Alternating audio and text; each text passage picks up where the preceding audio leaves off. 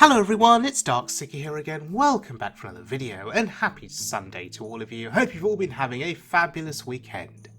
Now I had no intention of publishing another video today. I've already published 2 videos this weekend and my intention today was just to chill out, not do very much. Maybe I'll play a little bit of Hearthstone, go for a walk, have some lunch, watch some TV, do nothing. But then I got a Twitter DM from Boltzmann this morning, and Boltzmann presented to me this glorious Totem Shaman deck. I played one game with this deck, and do you know what the first thought that came to my mind was? The first thought that came to my mind was, I need to publish a video on this deck because it is bloody amazing. And it is a great deck. It's different to anything else that is out there in the wild mode meta. It is fun, it needs some thought, it needs some strategizing, so there's a bit of thinking involved. But most importantly, it is an off-meta deck that wins games. Now, if you have any doubt about the ability of this deck to win games, I would point you to the footage in this video, but also I'd point you to Boltzmann himself. He is 13-0 with this deck. I think that is pretty amazing. Now, before we get to the deck structure and the design, I just want to point you towards Twitter. Boltzmann is on Twitter. He has 271 followers. Now, as you know, Boltzmann is a pillar of the wild mode community. He does a lot of work to really engage with the community. He puts a lot of effort into deck design, and really any engagement you have with him is always positive. So he means a lot to the community, and I think that Boltzmann should have more than 271 followers. He puts a lot of energy into engaging with the Shaman class specifically, and as you know, Shaman is underrepresented. He is a Shadowwalk Shaman expert, and so whenever he comes out with deck ideas or deck designs, you always know it's going to be good. So I think 271 followers should be 2,071 followers or 20,071 followers. So if you don't already follow Boltzmann on Twitter, I would ask please that you do go and follow him, because you won't regret it. Your interactions with him will always be positive, and the deck designs and ideas that he comes up with are always fun. So I would ask that you follow him. So let's look at the design of this deck. So first of all, and this is guided straight from Boltzmann, okay? First of all, 1-drops are key. They're important. You need to get a 1-drop down if you can. It will really help your progress with this deck as you then try and sequence into other minions to build a board, right? So the 1-drop is the foundation of that. And if you've only even got a Beaming Sidekick as your 1-drop, that's still fine. It's a 1-drop. But the dream, of course, is the Tunnel Trog into the Totem Golem. That's a turn 1 play into a turn 2 play. Back in the day, when, you know, Shaman was more dominant on the ladder, if you remember back when Tunnel Trog ruled the meta, Trog into Totem Golem was considered OP. It's still strong today, but this deck adds another layer to it. So turn 1 Trog, turn 2 Totem Golem, you're overloaded on turn 3, but you can follow up with a tour guide for 1 cost. Now, Tour Guide obviously makes your hero power cost 0, so then you hero power for 0, and then you use your remaining 1 mana on turn 3 to Storm's Wrath. You buff the board, and that early board presence, board pressure with those buffed up minions can just be enough to help you win the game. Okay, it's such a strong foundation for the rest of the game. Second point to note is that if you don't have a 1-drop, it's not the end of the world. A good curve starting with a 2-drop into a 3-drop into perhaps a buff is still pretty strong. Okay, and this deck can recover. It can come back out of nowhere if you can play your totems and buff your totems. Okay, so there is comeback potential. So don't worry about turn 1 if you don't get a good turn 1 play. The third point to note is that if you have a good curve and a coin available to you, then you may want to think about keeping Thing from Below in your mulligan. Thing from Below obviously becomes cheaper as you start playing totems, so if you've got totems to play from hand, and of course your hero power helps as well, consider keeping Thing from Below. It's really good in terms of stats, and if it's cheapened, it's even better. The fourth point to make, this deck runs 2 weapons, but it only runs 1 custodian. That's fine, because the chances are you're going to have already drawn one of your weapons before you play your custodian. So 1 custodian for 2 weapons is very sound logic. You don't need 2 custodians. Moving on with our guide then, point number 5, Flame Tongue Totem. You may look at Flame Tongue Totem and you may think, hey, it's great to play on turn 2. Actually, you want to save your Flame Tongue Totem and play it on a later turn, because what you want is 2 bodies on the board, right? So 1 drop, hero power, then Flame Tongue on 3 lets you buff up 2 things, okay, and make trades or be aggressive, whatever. Flame Tongue Totem on 2 is just buffing attack on 1 thing. It's not as great, but there is a tendency for us to do that because we think we're developing something on the board. No, you want to hold off on your Flame Tongue. Wait till you can buff more than 1 thing. Next on our guide, point number 6, Totemic Surge is not usually kept. However, you may wish to keep Totemic Might.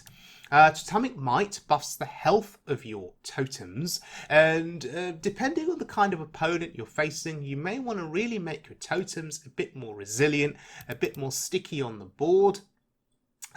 You may want to make them harder to kill, so there is consideration towards keeping Totemic Might. I guess it depends on what's in your opening hand and what your strategy is going to be going forward against a specific opponent. Okay, the 7th point is, if you're in doubt, if you don't know what to do, just curve out and it'll all be fine. Honestly, if you can get a 1 into a 2, into a 3 and a buff, you're probably going to be okay in that early game. There are some matchups that are more difficult. Secrets Mage, the pace of it can be too fast for us. There are other aggressive matchups where maybe our opponent just outvalues us on the early board. But generally speaking, this deck is still quite strong. Remember my blade. So, let's have a look at our first game. Now keep in mind that I'm playing these games without any prior knowledge. This is what happens with me. I pick up a deck and I start recording straight away for YouTube. And that is without prior knowledge of what to do with the mulligan, as you can see here.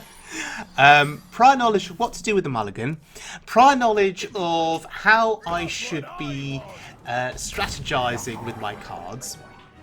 No, I just launch it straight in and I start recording. And you know what? It tends to work out for me, which is bizarre. Anyway, our opponent here has got a really good start. They've got 2 bodies on board, and what we need with this deck is that early pressure. We need the ability to build up and maintain an early board of totems. Because then we need to buff them up. And in this situation here, we're kind of at equal footing with the opponent. Well, actually, we're not. Because they have a weapon. And now they have something left on the board. What I was hoping for was 2 trades, and then we'd be even. But no, they are left with patches. So I need to fight back for this board. I need to do everything I can to keep building up my board and to sustain it. So I'm happy, by the way, to throw away buff spells on a small number of minions if it means that I can keep a board. Now we are making progress towards that ideal, towards that notion of keeping a board. Tour Guide is going to help. And Flame Tongue Totem is going to let me kill the patches. And now we have 4 things on the board. Just like that. Turn 3, 4 things on the board. Our opponent has nothing. Which is a very different reality to how things were a couple of turns ago, right? When our opponent got 2 1-drops out onto the board early. And we looked like we were in trouble. So clearly, this is Kingsbane Rogue, who has not got Kingsbane yet. And they are struggling to fight for the board.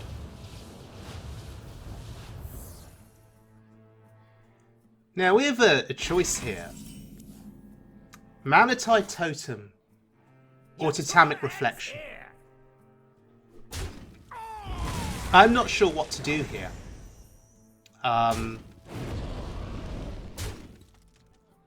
So if in doubt, I'm just going to play the Trog. And I'm going to play the Manatide. Because that'll draw me a card. And I think that's fine, right? I think that is fine here. I don't think they can kill the Manatide. Because they've got no Kingsbane equipped. And then specifically no Kingsbane that's buffed. They've just got that 2-attack dagger. So they can't kill that Manatide here. So I'm happy to commit the Manatide. Let it draw me a card. And then we'll possibly... Oh, okay. It's going to die. But then I was thinking we could then possibly play the Reflection on it the following turn. Oh my goodness. My whole board is dead. Oh wow. I'd completely forgotten about Blade Flurry. That was still a thing. Huh. Now this is a really awkward situation. I could Hero Power and Reflection. I can't do that. Or I could just play the Amalgam. I don't know. Maybe the Amalgam soaks up 2 minions here. Or not. Oh god. The Amalgam's not going to kill any minions? Wow, they're using their face on it as well. Okay. I would have thought they would have traded the 2-1 deckhand and then gone face for a bit more damage. But I guess they understand the need for board presence and board pressure, right? To contest my board presence with my totems.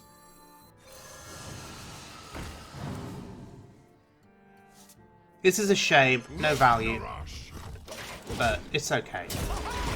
My weapon here is going to help me fight back for the board, and that's really important.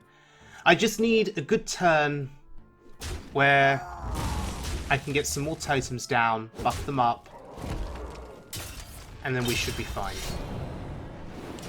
The Totemic Reflection is going to be key for that, I think.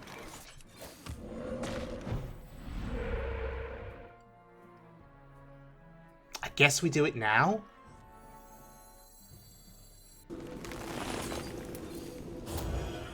And I'm going to buff them. Because I just want to put them out of range of any funny shenanigans. I need these to stick on the board. Because next turn I'm going to play my second weapon. And we're going to get copies. So we are back to recovering now with this deck. Feeling a lot happier with these 2 4/4s on the board. The comeback potential is real, even though our health total is low. Give me that. Not what I... There's the Kingsbane, and we lose a 4/4. It's super annoying.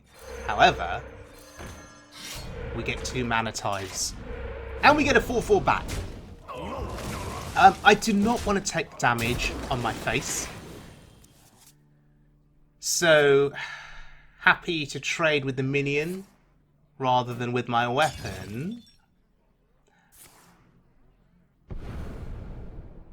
Our opponent gets to taunt. That's annoying. Ooh, hello. That's interesting.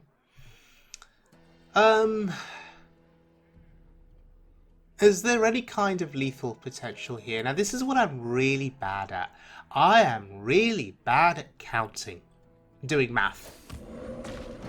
Particularly so early in the morning at 9:34 on a Sunday. I'm really, really bad at math. So just play everything and go face.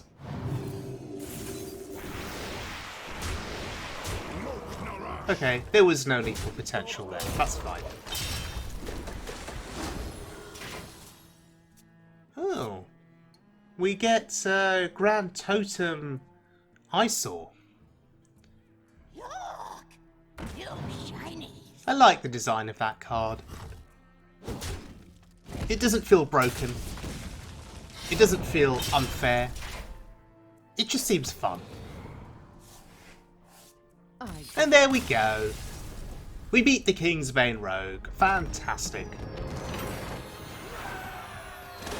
Would the outcome have been different if they'd got Kingsbane earlier? I'm not sure. Doomhammer, I will bring freedom to the Alright, we're bringing freedom to the Horde. I love this Shaman hero, by the way. Absolutely love it. What do I keep here?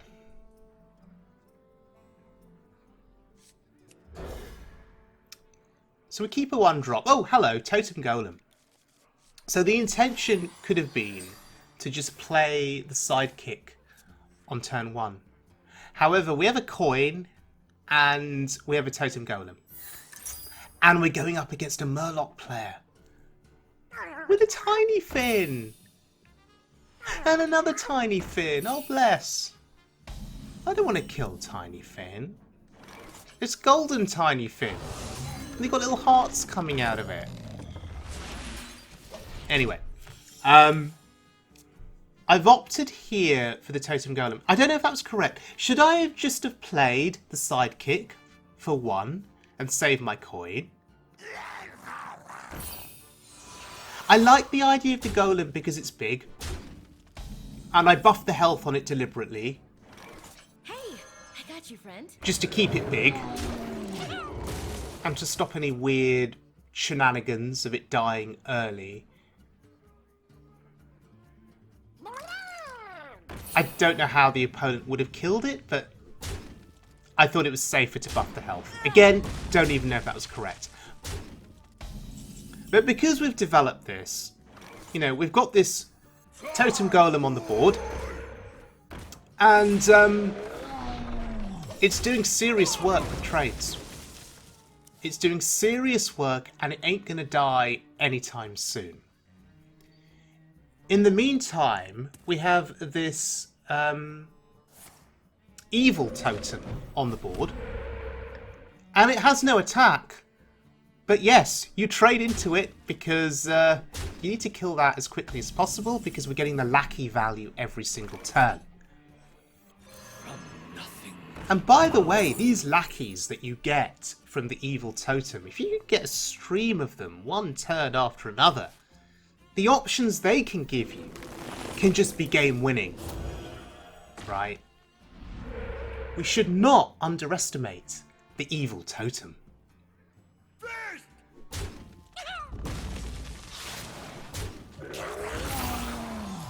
Alright, give me those lackeys.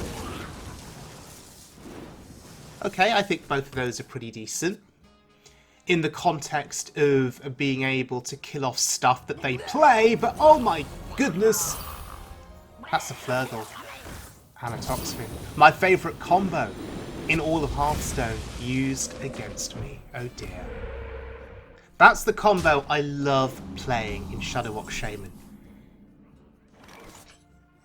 And given the number of videos that I've been publishing recently on Shadowwalk Shaman, you'll know how obsessed I am. Oh, Tavish Stormpike.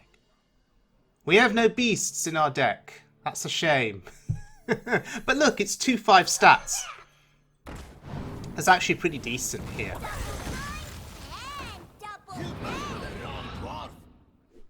Okay.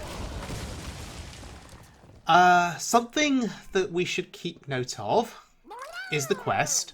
8 out of 10 progression. because soon we're going to be in trouble. Soon that quest is going to complete and our opponent is going to get a hand refill full of Murlocs. So before that happens, we need to build a board and keep a board. Or try and kill them. But I don't think that's going to happen.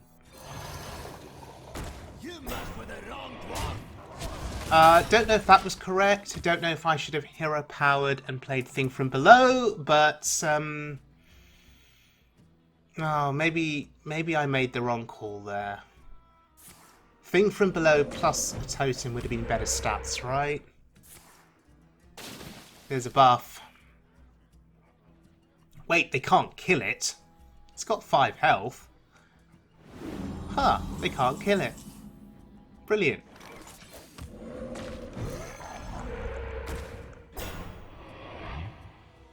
So, we could just buff our minions here. Get the trade in. I think that's fine. I don't think I should have played the second buff though. I think that was a mistake on my part. Yeah, I should have held back one of those attack buffs. I got confused. I had thought that one of those surges was actually a might. I got confused. But oh well. We're still going to win this game, right?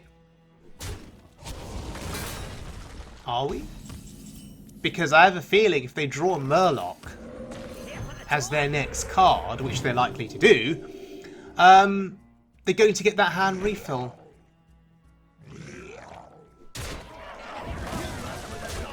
So I'm making these value trades rather than going face, because I want control of the board. Okay, that's good. No battle cry value. But Megafin is about to come down, and we're going to be in a world of trouble now. Look at the value. Okay. Can we now assume that we won't be keeping the board anytime soon? In the next couple of turns. Given the resources that they now have, and I'm top decking. A buff is helpful. Kind of. My thought process here is that I am going to value trade into everything. Apart from Megafin. This would be consistent with how I've been playing this game so far, with all of these trades that I've been doing. Part of me can't help but think, though, that if I had been more aggressive in those earlier turns, i.e. going face rather than trading, that maybe I'd be in a position to win this game now. Should I have been going face more often in this game? Ooh, thank you for the cards. I really appreciate that. The thing is, I like trading. It's built into my mindset. I can't help myself. I don't know why, but I love trading. And I can't break myself out of that mindset. And actually, I think that mindset is fine with this deck, right? Because this deck is all about going wide on the board with totems, buffing totems. Make those value trades. And then eventually, all that's left on the board are your buffed up totems with their high health totals, and your opponent is never going to be able to kill them. And then you can start going face and win the game. And that's how I like to think of this deck. This isn't too bad, by the way. This board that our opponent has presented is not too bad at all.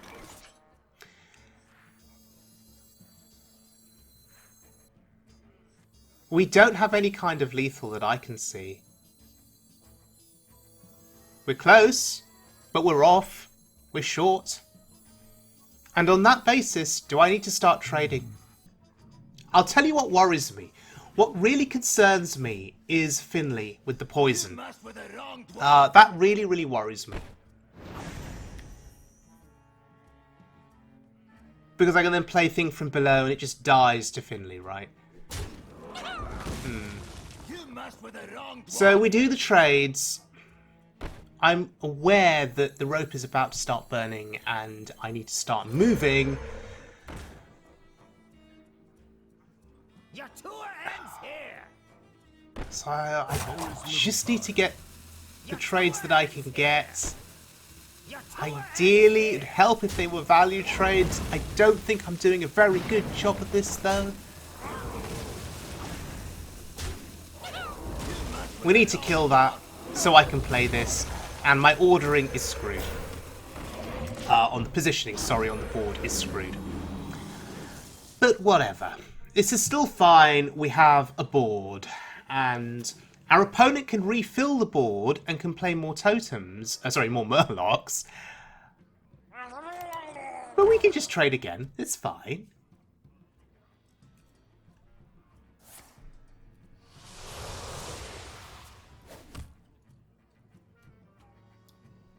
Tapping is brave.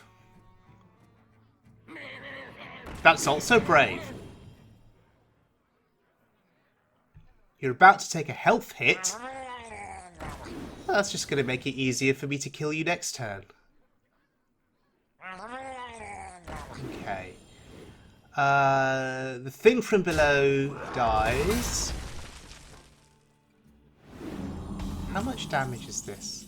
Oh, hello. That's great.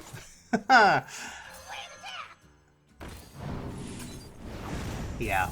That is a beautiful lethal from a beautiful top deck.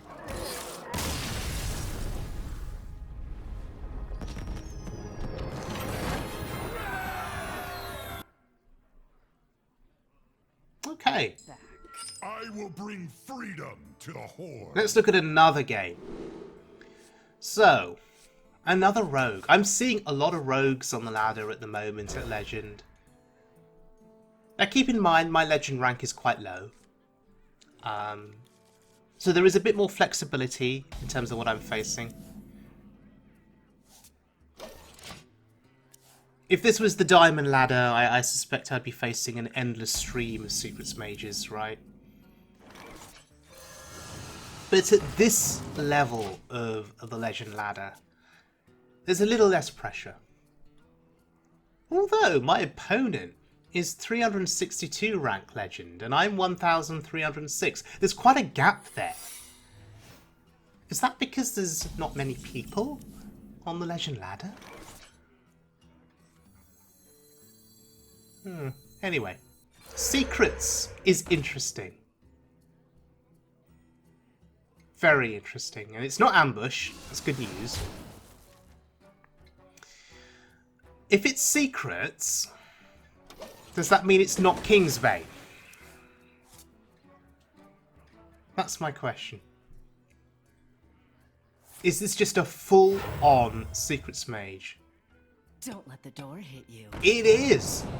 Blackjack Stunner. Wow. The Brotherhood. Wow! With Van Cleef! Huh. Was not expecting that. That's problematic.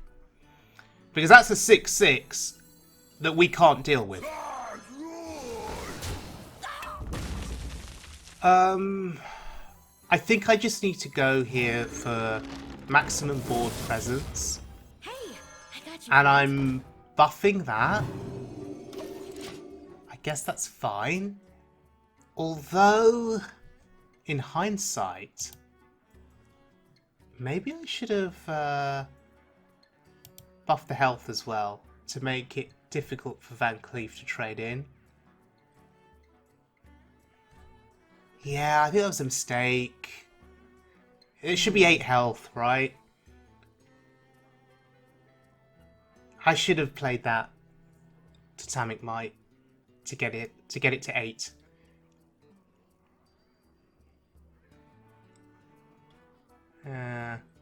Although they may want to trade into the Trog if they feel threatened. No. So I guess if I'd buffed the health up more, they would have traded into the Trog, right? Yeah. That's a mistake on my part. But oh well. okay. It's going to be okay, said the sidekick before it died horribly. We're still in an okay position here. I'm okay with that. Plagiarize, sure, you can have those. I don't care. That's absolutely fine. We have the potential next turn for... Ooh, that's interesting. For our weapon, Splitting Axe. We can also buff the health of our totems. Perhaps holding back that Totemic Might, in hindsight, would be a great thing. Because we can replicate our totems and we can buff their health. Alternatively, we've got Manatide Totem. It's quite expensive. Mage Secret is very troubling. I would have cared less if it was another Rogue Secret. But it's a Mage Secret.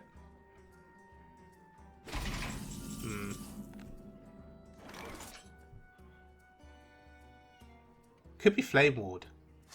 So we get a value trade in. Do I now not want to go face because of Flame Ward?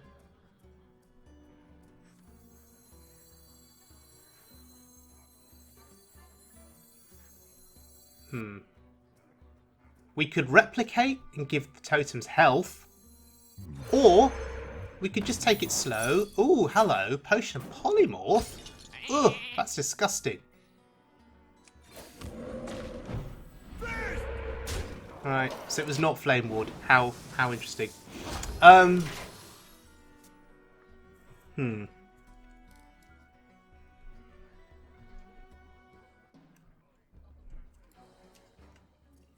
also realised that that's dirty tricks. So actually avoiding playing spells could be a good thing for the time being.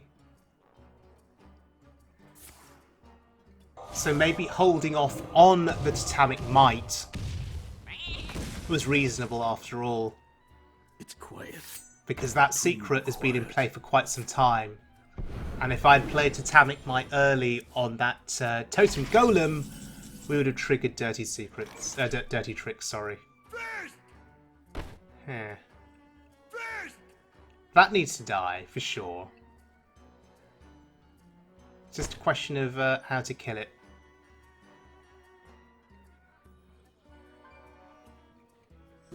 We're going to trigger it now. It's fine. Draw your cards. And we just get our value here. This is insane. Look at this board.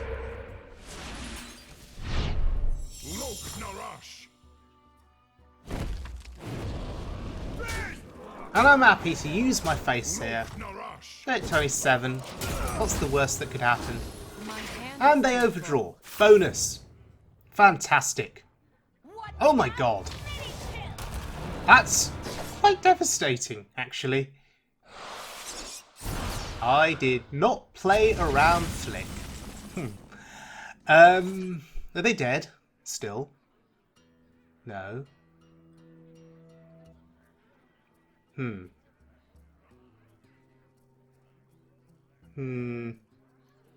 That's frustrating. If in doubt, look for a dragon. Okay. I don't like any of these. If Crowd Roaster could go face, that would be good. But it can't. But we just load up the board anyway. And I think we just win the game, right? Next turn. How much more do I want to commit? I think this is fine.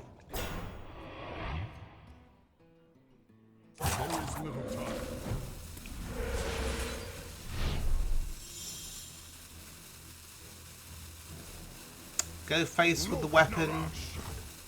In case we draw our second Splitting Axe next turn. Okay, Mr. or Mrs. Rogue. How are you going to come back from this? Have they been playing single copies of their cards? Is this a Reno rogue?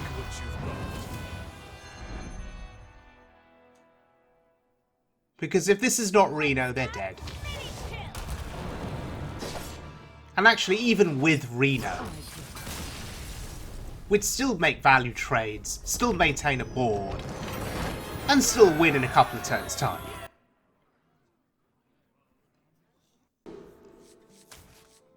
Okay, it's time for our final game. And we're going up against a warrior. Bag of Skill. So if they are skilled, does that mean we're facing Control Warrior of some kind? It's not an Odd Warrior. So is it just Pirate Warrior? But a skilled Pirate Warrior, perhaps. Okay. It can't be Pirate Warrior because there was no turn 1 play. I'll take that. Oh, armor up must mean it's a Control Warrior of some kind. So, I'd be quite keen to see how this deck fares against a slower warrior. Maybe a warrior with multiple board clears, an AoE, and brawls, and things of that nature. Because their playstyle is going to be slow. They're going to wait for me to do things, and they're going to react accordingly 2 or 3 turns later. I wonder. Oh! The Bullock. Wow, that's interesting. So this really is a heavy control warrior.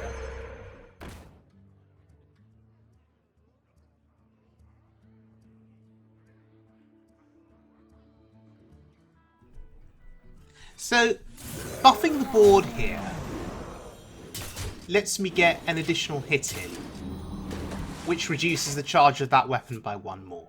That's why I did what I did. Don't think it was correct, but I don't know. It seemed reasonable at the time.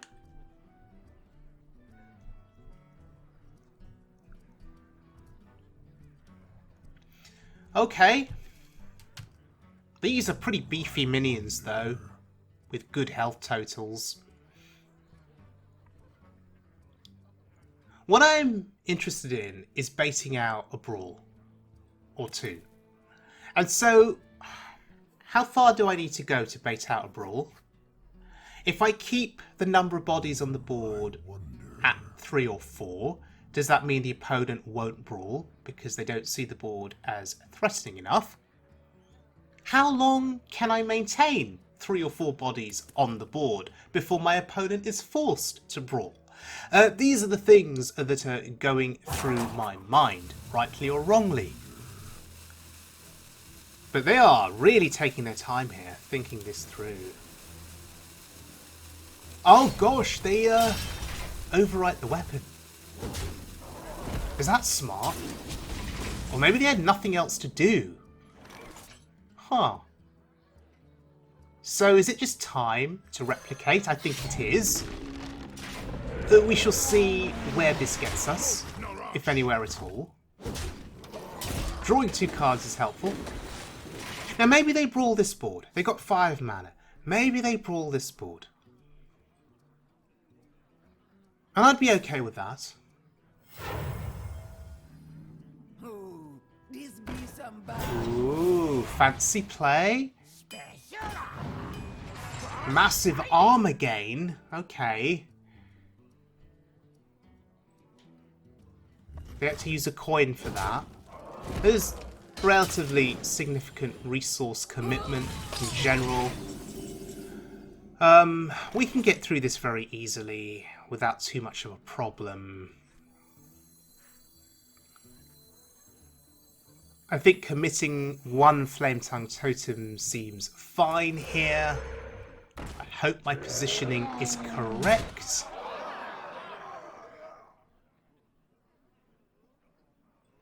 Look, Narash. Okay. We do need to be aware of my hand size. Mana-Tide Totem is going to be drawing us 2 cards each turn. We're okay for now. Oh, shoot. But soon enough, we're going to run into hand size problems, right? I don't know if I want to commit attack, so I think we're okay to hold here. I'm also not going to commit a health buff either. Again, I'm wary of Brawl, I'm wary of AoE, of board clears. Meanwhile, I'm waiting for the Grand Totem to show up.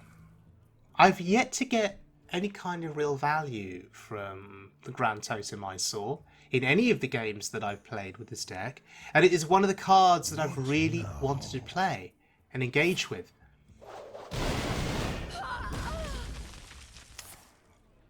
Okay, Warpath is fine. Does not clear the board completely. Interestingly, it leaves up the 2 Manatide Totems, which means that I need to commit more stuff from this hand to make room in my hand to make sure that I don't overdraw. Thing from Below is 0 cost, which means it seems sensible here to free up hand space.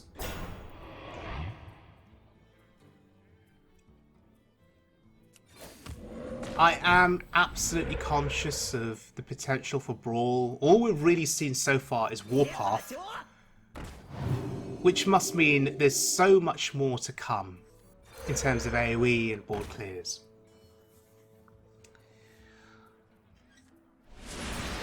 And so, at this stage of the game, I'm going to push some additional attack.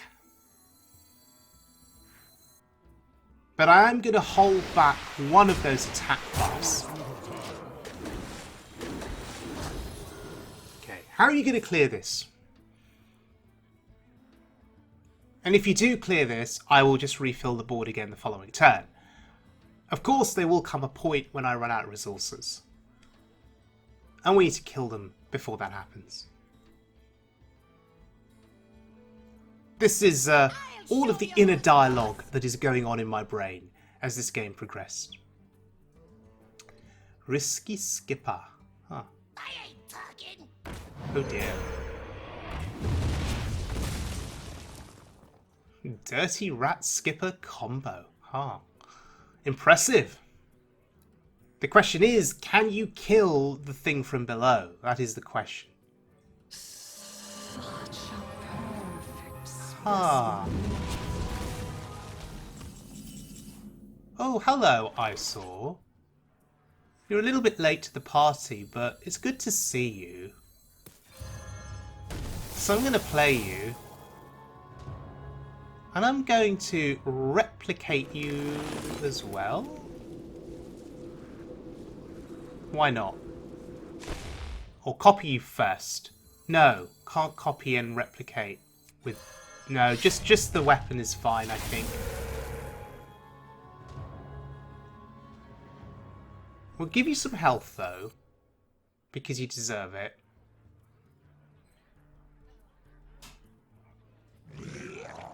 Trade first, and then reevaluate. Do we want to commit the health here to the Eys'ors? I think we do. Yeah, this is fine. Oh wait, I should have hero pad first. Mistakes. Ooh, achievement. I don't think I'm going to get punished too badly for this. Is it brawl time yet? Because if it is brawl time, I will feel very happy committing the amalgams and the thing from below to the board on the following turn. And if it is brawl time, maybe Eys'or survives. Maybe.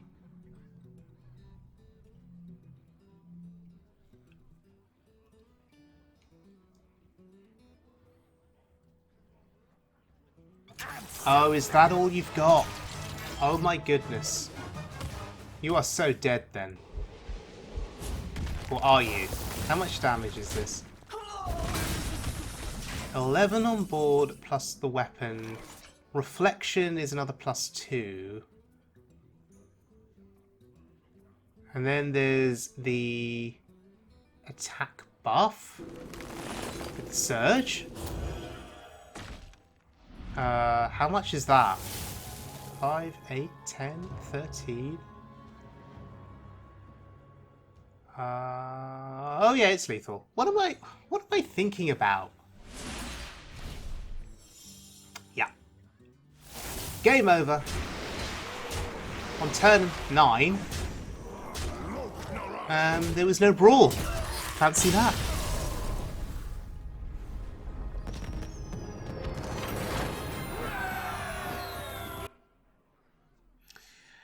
Okay, everyone. Boltzmann's Totem Shaman. Now, first of all, I apologise for the misplays. I apologise for my inability to count lethals.